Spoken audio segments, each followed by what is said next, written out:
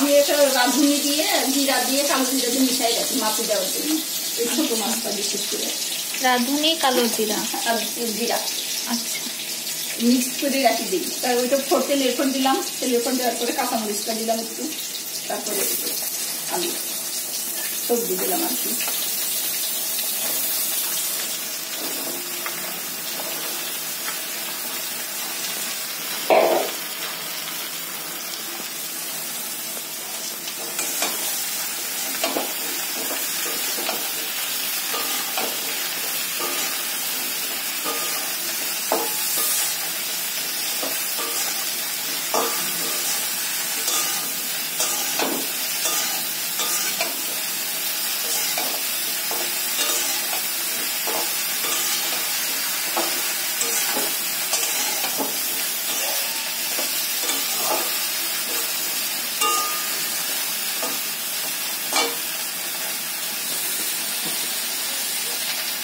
লবণ দিয়ে দিলাম।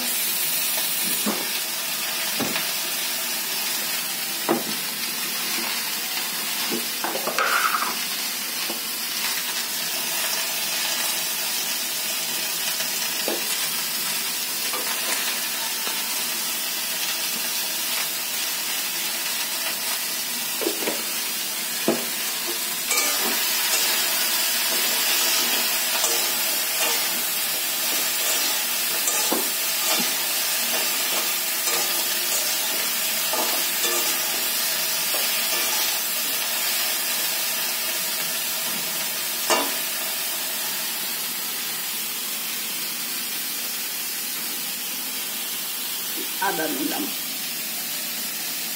জিরা নিলাম, আদা নিতে বেশি জিরা নিলাম, তারপরে একটু ধনের গুঁড়া নেব,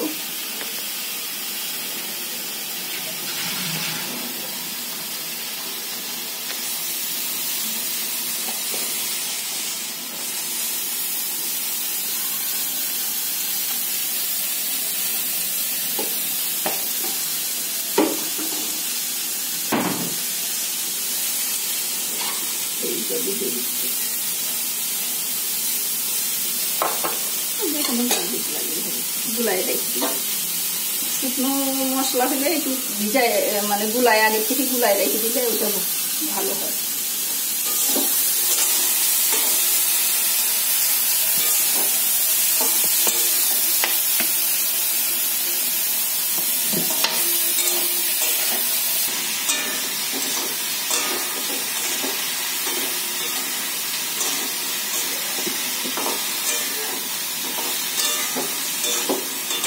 ভাজা ভাজা হয়ে গেলে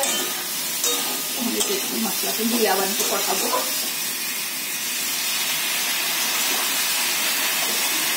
শুকনা গুঁড়া যদি শুকনো মরিচের গুঁড়া দিলে খাইয়ে পারে, যদি কালার আনতে চাও দিতে পারো, এইগুলার মধ্যে দেবো।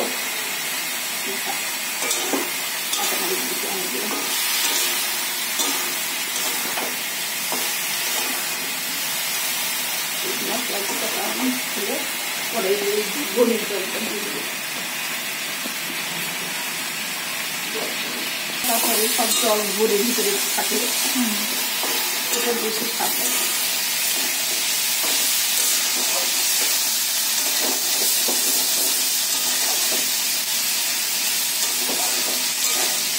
মশলাটা সবজির সাথে কষানোর সময় যদি মনে করেন একটু শুকনা শুকনা হয়ে যায়, যাচ্ছে পুরা পুরা, তখন একটু জল দিয়ে কষাতে পারো। আচ্ছা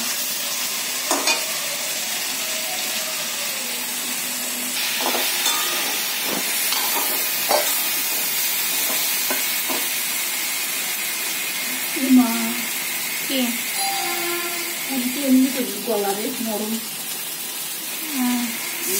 নাম গেলে ভালো তো।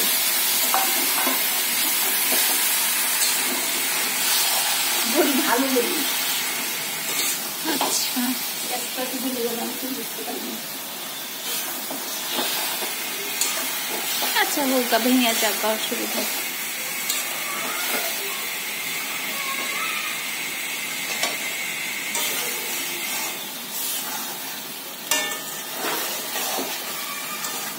ভালো বলি হলে যে ভাইজেই একবারে ঝোলের সাথে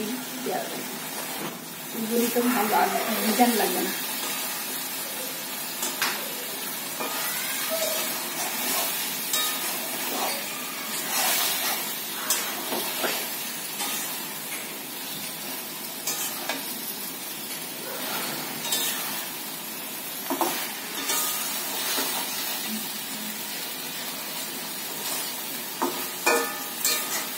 আরো ভুল হয়েছে গরম জল দেওয়াটা ঠিক হয়নি। তোমার ঘরে যেটা তোমার কিনে দিয়েছিলাম যেটা ওটা ঢাকা নিয়ে গেছিলাম না, নষ্ট হয়ে গেছে। হ্যাঁ ভালো আছে। সিরাজগঞ্জের বাড়িতে দেখলাম ওগুলো তো করি ওরা চান করে।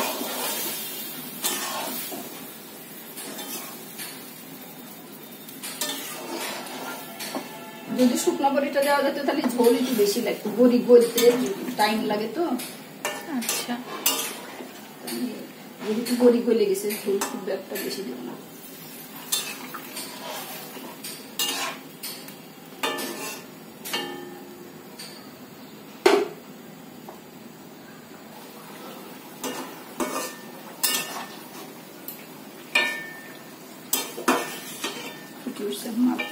ট্যাংরা মাছ তো এটা আগে দিলে অসুবিধা নাই, ট্যাংরা মাছ বলে না তো সেরকম।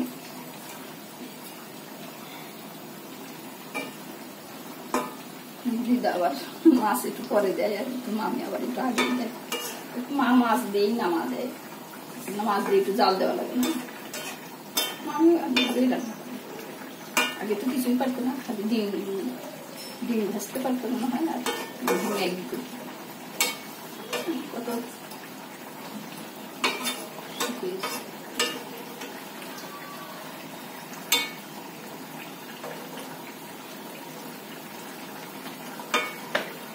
একটা বড়ি খাই দেবো নাকি? না ভাত হয়ে গেছে, ভাতও দিয়ে দিই। হ্যাঁ মাছ দিয়ে দিই গরম গরম, খালি ঝোলটাই টেস্ট করবো।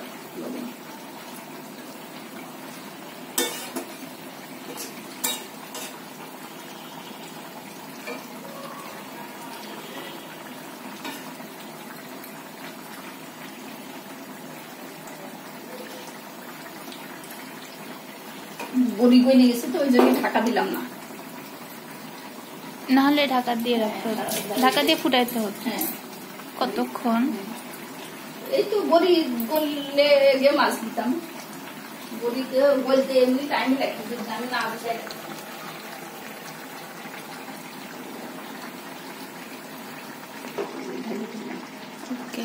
বড়ি গলে গেছে আর চাল করলাম না।